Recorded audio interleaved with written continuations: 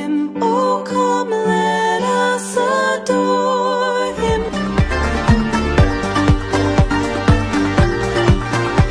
আজকে আমি ছুটে চলেছি হুগলি নদী পার করে এক নতুন যাত্রার উদ্দেশ্যে। এতদিনে হয়তো তোমরা সবাই চলে গেছো এই জায়গায়, কিন্তু আমার যাওয়া হয়নি এতদিনেও। আমার এই প্রথমবারই যাওয়া। চলো তোমাদের সাথে আমি শেয়ার করে নেব কোথায় যাচ্ছি। Hello everyone, welcome back to my channel. আশা করি তোমরা সবাই খুব ভালো আছো। আমি রাখি আমিও অনেক ভালো আছি। আজকে আমি চলে এসেছি তোমাদের সাথে আরেকটা নতুন জায়গা নিয়ে। তোমরা থাম্বনেল দেখে বুঝেই গেছো আমি এসেছি আজকে চুচড়ার। এটা হচ্ছে হুগলি জেলায় অবস্থিত, এটা ব্যান্ডেল চার্চে। তো ব্যান্ডেল চার্চটা তোমাদেরকে পুরোটাই ঘুরিয়ে দেখাবো। তো চলো আমার সাথে দেখতে থাকো। আশা করি তোমাদের ভিডিওটা খুবই ভালো লাগবে। আর যদি ভালো লাগে ভিডিওটা, অবশ্যই একটা like, comment, share and subscribe করে দিয়ে আমার পরিবারের পাশে থাকার অনুরোধ রইল। তো চলো দেখা যাক কি আছে ভিডিওতে। তো ব্যান্ডেল চার্চে কি আছে, কেমন সব কিছু তোমাদের সাথে শেয়ার করে নেব। এখন হেঁটে আসছি, গাড়ি পার্কিং রেখেছে এক সাইডে। তো চলো আমার সাথে দেখবে, তোমাদেরকে পুরোটাই ঘুরিয়ে দেখাবো। আমার সাথে থাকো তোমরা ভিডিওটা জুড়ে, আশা করি তোমাদের খুব ভালো লাগবে। হুগলি নদীর তীরে এক বহু প্রাচীন ব্যান্ডেল চার্চ। এখানে চার্চের মিউজিয়ামে রয়েছে একটা জাহাজের মাস্তুল। কিন্তু কেনই বা এই মাস্তুল আছে আর কোথা থেকে আসলো, সবকিছুই থাকবে এই ভিডিওতে। পশ্চিমবঙ্গের সমস্ত চার্চের মধ্যে ব্যান্ডেল চার্চই হলো অন্যতম। এছাড়া ভিডিওতে এই ব্যান্ডেল চার্চের ইতিহাসও থাকবে। হাওড়া স্টেশন থেকে অটো বা টোটো করে 15 মিনিটেই চলে আসতে পারো এই ব্যান্ডেল চার্চে। এখানে মোমবাতি কেনার জায়গাও আছে। এছাড়া বিভিন্ন দামের মোমবাতি পেয়ে যাবে এখানে। যীশুখ্রিস্টের উদ্দেশ্যে এখানে অনেকেই মোমবাতি জ্বালান। ব্যান্ডেল চার্চের ঠিক উল্টো দিকে রয়েছে অনেকগুলো হোটেল। এখানে চাইলে তোমরা দুপুরবেলা খাওয়া দাওয়া সেরে নিতে পারো। তোমরা একদিনের ট্যুরে কাছাকাছি এই ব্যান্ডেল চার্চেও কিন্তু ঘুরে আসতে পারো। আমরা দুপুরবেলা গিয়েছিলাম আর এখানে হোটেলে গিয়ে খাওয়া দাওয়া করেছিলাম। এখন চলো চার্চের ভিতরে যাওয়া যাক। আর চার্চের ভিতরে যেতেই সামনেই চোখে পড়লো এত সুন্দর সুন্দর ফুলের ক্রাউনগুলো। আর এই ফুলগুলো কিন্তু বেশ ভালো লাগছিল। তোমাদের কেমন লাগছে অবশ্যই কিন্তু আমাকে কমেন্ট করে জানিও। তো চলো এরপরে হাঁটতে হাঁটতে আমরা চলে গেলাম ভিতরের দিকে। আর ভিতরে গিয়ে দেখি এত সুন্দর জায়গা যে কি বলবো। আর এত মানুষের ভিড়। এখানে কিন্তু সারা বছরই মানুষ আসে, তবে শীতকালে বা ক্রিসমাসের সময় কিন্তু এখানে বেশি মানুষের ভিড়টা হয়। ব্যান্ডেল শব্দের পর্তুগিজ অর্থ হচ্ছে জাহাজের মাস্তুল। 1537 সালের ব্যান্ডেল চার্চের সামনে যে হুগলি নদী আছে, সেখানে পর্তুগিজের 9খানা জাহাজ এসেছিল ব্যবসা করতে। 1580 সালে তাদের ফাদারকে এখানে নিয়ে আসেন এবং এখানে রোজই প্রার্থনা হতো। শাহজাহান পর্তুগিজদের সাথে যুদ্ধ করে 1532 সালে পর্তুগিজদের তাড়িয়ে দিতে চেষ্টা করেন। 4 জন ফাদারকে শাহজাহান আগ্রা ফোর্টে নিয়ে যান। সেখানে শাহজাহান চেয়েছিলেন তাদেরকে হত্যা করতে। তিনি জঙ্গলি হাতি নিয়ে আসেন তাদেরকে হত্যা করার জন্য।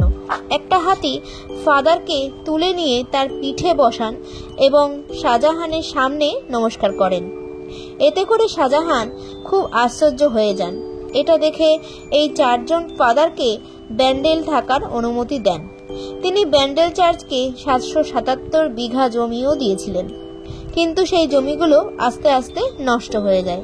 এখানে গেট দিয়ে ঢুকতেই চোখে পড়বে বিভিন্ন রকমের স্ট্যাচু, যার মাধ্যমে ফুটিয়ে তোলা হয়েছে যীশু খ্রিস্টের জীবনের নানা রকম ঘটনা। যীশু খ্রিস্টের ক্রুশবিদ্ধ হওয়ার মুহূর্তকেও এখানে তুলে ধরা হয়েছে।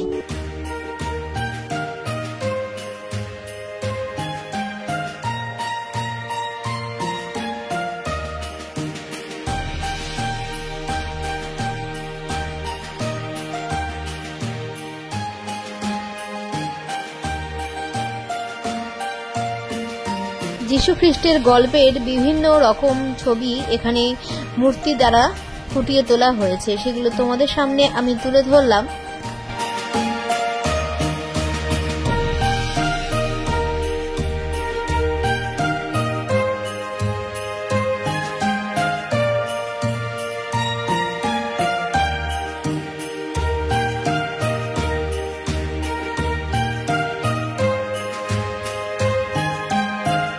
চার্চের প্রবেশদ্বারের ওপরে রয়েছে মাতা মেরির একটা মূর্তি। অনেকে প্রার্থনা কক্ষের ভিতরে প্রার্থনা করে থাকেন।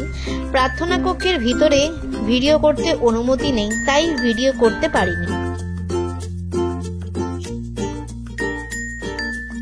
ব্যান্ডেল চার্চের সামনে একটা বেশ বড় একটা বাগান মতন রয়েছে, আর এখানে বসে অনেকে সময় কাটায়, এখানে ঘুরতেও আসে। দেখো তোমাদেরকে দেখাচ্ছি, পুরো এই যে মাঠটা খুব সুন্দরভাবে সাজানো গোছানো রয়েছে, যদিও আমরা সেদিন ভিতরে ঢুকতে পারিনি। আর এই হলো ব্যান্ডেল চার্চ। দেখো প্রচুর মানুষ এখানে এসেছে। আর এই হচ্ছে মাস্তুলের ইতিহাস। 1655 খ্রিস্টাব্দে এক গ্রীষ্মের সকালে আকস্মিকভাবে একটা সুবৃহৎ পর্তুগিজ জাহাজ ব্যান্ডেল গির্জার ঘাটে এসে পৌঁছায়।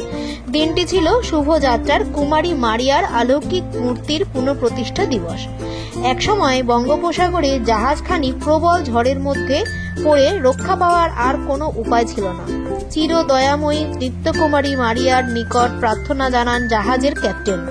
প্রতিশ্রুতি দেন যদি জাহাজ রক্ষা পায় তাহলে যাত্রাকালে প্রথমে যে গির্জা তিনি দেখতে পাবেন সেখানেই কৃতজ্ঞতার প্রতীকস্বরূপ দান করবেন একটি মাস্তুল। শুভযাত্রার মাতার কৃপায় জাহাজটি রক্ষা পায়। প্রবল ঝড় থেকে রক্ষা পাওয়ার জন্য প্রতিশ্রুতি অনুসারে জাহাজের অধ্যক্ষ একটা মাস্তুল ব্যান্ডেল গির্জায় দান করেন। প্রধান প্রবেশদ্বারের বাম পাশে 70 ফুটের মাস্তুলটি পতাকা স্তম্ভরূপে স্থাপিত ছিল। পরে সেটিকে সরকারি উদ্যোগে গির্জার প্রাঙ্গণে অর্থাৎ একটা মিউজিয়ামের ভিতরে রাখা হয়েছে।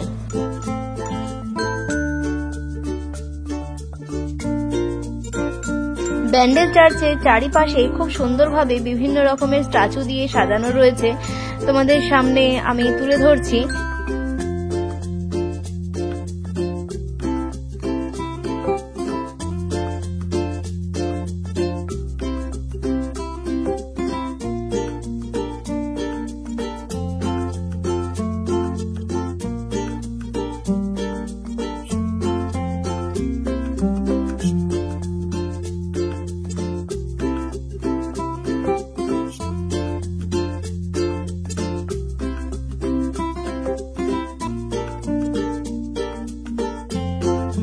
ব্যান্ডেল চার্চের প্রার্থনা সভায় ঢুকতে হলে প্রথমে একদম প্রধান যে গেটটা আছে সেই গেটের ওপরে মাতা মেরিয়ামের মূর্তি এখানে বসানো রয়েছে।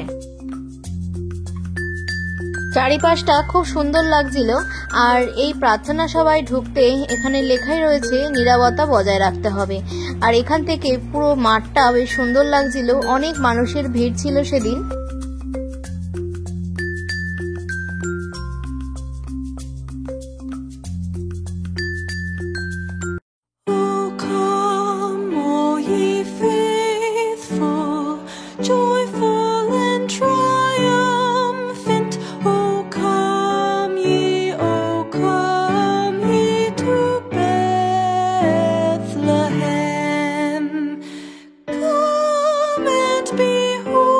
প্রার্থনা সভায় যাওয়ার আগে এখানে সিঁড়ি আছে, আর সিঁড়ি দিয়ে উপরে উঠতে হয়। আর এইখানে সামনে কিন্তু মাতা মেরিয়ামের মূর্তি এখানে বসানো রয়েছে, এখানে মোমবাতিও জ্বালানো হয়ে থাকে। আর এখানে সিঁড়ি দিয়ে আমরা সবাই ওপরে উঠে আসলাম। আর এখানে একদম ওপরে যাওয়ার পরে আবার সিঁড়ি আছে, সেখান থেকে কিন্তু নিচে নেমে আসা যায়। আর সেখানে কিন্তু প্রার্থনা সভা আছে। তো আমরা ওপরে যাচ্ছি, চলো আমার সাথে ওপরে নিয়ে যাই। দেখো ওপরটা কিন্তু খুব সুন্দর রয়েছে, আর মার্বেলও কিন্তু খুব সুন্দরভাবে মার্বেল করা রয়েছে। আর এখানে কিন্তু আরো একটা জিসাসের মূর্তি বসানো রয়েছে, এখানে কিন্তু মোমবাতি দেয়া হয়। আর উপর থেকে নিচেটা তোমাদেরকে দেখাচ্ছি, দেখো খুব সুন্দর লাগছে। একদম ছাদে ওপরে কিন্তু মাতা মেরিয়ামের একটা মূর্তিও রয়েছে, এখানে সবাই ফুল দেয়, এছাড়া এখানে সবাই মোমবাতিও জ্বালায়। এই দেখো সব মোমবাতি এখানে জ্বালানো রয়েছে, এত বড় বড় মোমবাতি এখানে সব রয়েছে। আর এই ওপর থেকে একদম পুরো ভিউটা তোমাদেরকে দেখাচ্ছি, দেখো কত সুন্দর লাগছে। আর দূরে দেখা যাচ্ছে হুগলি নদী। এবারে এই সিঁড়ি দিয়ে আমাদেরকে নিচে নেমে যেতে হবে। তো চলো আমার সাথে তোমরা নিচে যাই। আর নিচে কিন্তু প্রার্থনা সভাটা রয়েছে, যদিও প্রার্থনা সভাতে ক্যামেরা অ্যালাউ নেই, তোমাদেরকে আমি দেখাতে পারবো না। এই দেখো এই পাশ দিয়ে আমরা সবাই এসেছি, এদিক দিয়ে আমরা ঢুকেছি, সিঁড়ি দিয়ে ওপরে উঠেছি, আর আরেক দিক দিয়ে আমরা নেমে গেছি। দেখো অনেকটা বিশাল জায়গা নিয়ে কিন্তু এই ব্যান্ডেল চার্চটা অবস্থিত আছে। এখান দিয়ে আমরা সিঁড়ি দিয়ে এবার নামছি, তোমাদেরকে আমি পুরোটাই দেখাচ্ছি। আর এই হচ্ছে প্রার্থনা সভা।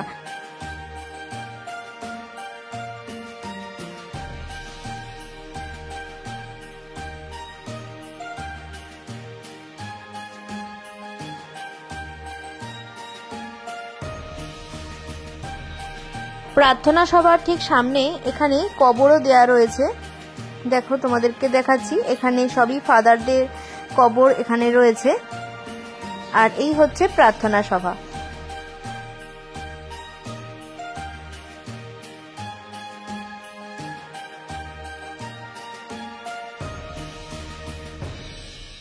এই হলো আমার একদিনের ব্যান্ডেল চার্চ ভ্রমণের ট্যুর। তোমাদের কেমন লাগলো ভিডিওটা অবশ্যই আমাকে কমেন্ট করে জানিও।